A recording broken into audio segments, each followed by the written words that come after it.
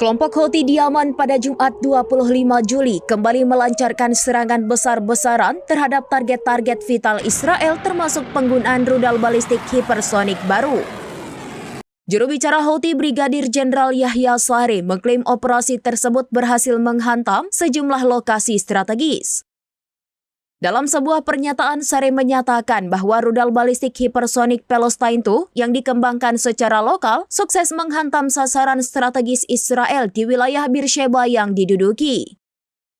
Menurutnya, serangan ini meluluh lantakan situs sensitif Zionis. Selain Beersheba, Houthi juga menargetkan 3 sasaran lain menggunakan pesawat tak berawak. Sasaran-sasaran tersebut adalah al-Rashrash atau Eilat, Askalan, dan Kodeira.